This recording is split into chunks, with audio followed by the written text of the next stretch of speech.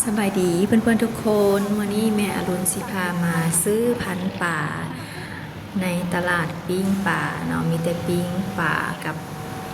หอยแครงหลายที่สุดในปิ้งป่าใส่ห้านเอ้ยด่า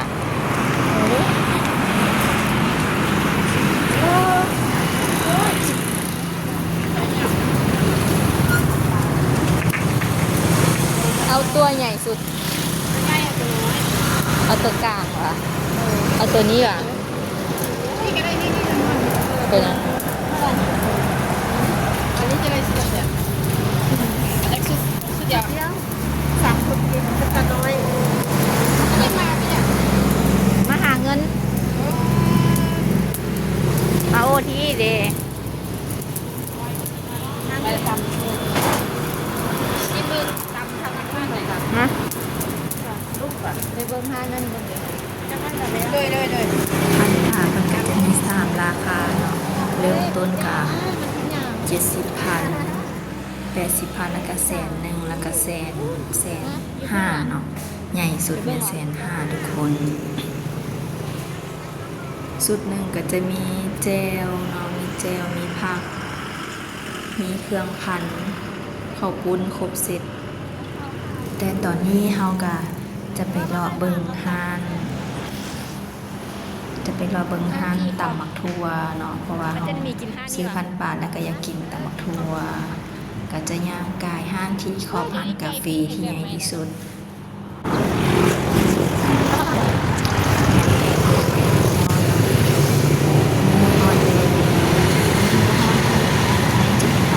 เจ๊เจ๊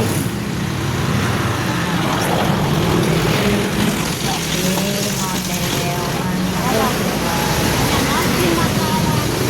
นี่ร้านนี้แซ่บทำมะม่วงตำมะพร้าวบ่ เอาทำตัวได้ปะตัวมาเอาเผ็ดบ่ บ่เผ็ดปานใด สมบัติหมอแค่ที่ ส้มส้มนัว ถ้าพ่อมีตัววางเจ้าเผ็ดตัวนี้หมอหวานเนี่ยแล้วแต่ ใช่ปะ เรื่องนี้เรา ได้ขายลูกค้าเอาออกตลอด จะกินแล้ว ไข่ป่าไข่หน่อไม้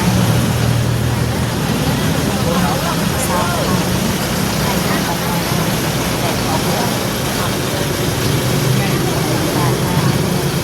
ขายตาปลายาโยโยบาลีนะสีโดดโดดโดดไข่โดดโดดโดด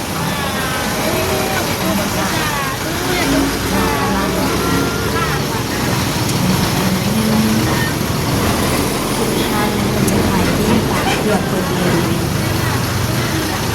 จะมียำยอมยำสลัด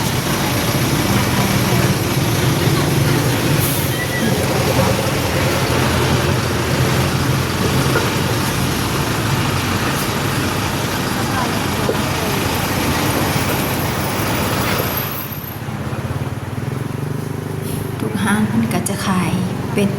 ดปิ้นไก่ปิ้นเนาะตะกี้มันก็จะปิ้นใส่เตาแต่เดี๋ยวนี้มันจะมีตู้ปิ้นทันสมัยขึ้นอีกเนาะแล้วก็สะอาดขึ้นอีกขี้ฝุ่นก็บ่จับ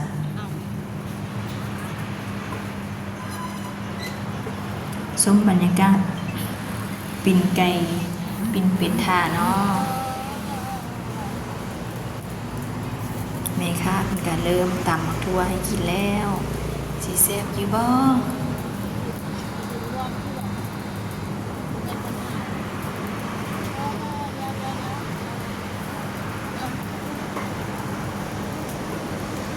ร้านเพิ่นก็จะมีชื่อเสียงเรียงนามเนาะว่าแซ่บหลายแต่ว่าแม่เพิ่นจะบ่ตำเนาะแม่เพิ่นจะตำแซ่บเพิ่นก็จะให้ลูกเพิ่นตำบ่ฮู้ว่าสีมือจะแซ่บคือแม่บ่ ม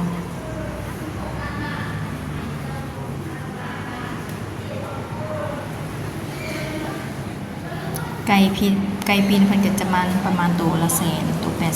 80,000ตัวนี้ก็จะเป็นปีงตับปีงใส่กรอกใส่อัวใส่กรอกหวานเนาะมีชิ้นหลอดหมูชิ้นหลอดงัวชิ้นหลอดลีนเนาะมีส้มหมูส้มยอมีแจวทุกคน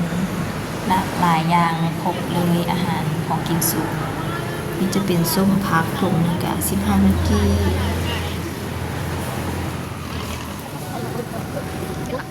ตอนนี้เรากำลังกลับไปเอาพัดป่าคืนเนาะเพราะเราสั่งพันป่าไว้แล้วเราก็สั่งตำผักทั่วแล้วก็กลับมาเอาพันป่าพ่อค้าแม่ค้าเป็นกันอารมณ์ดีเนาะห้องถามตลอดซื้อเครื่องช่วยบอเนาะเพื่อนๆได้เวลากินแล้วมากินน้ำกันเด้อ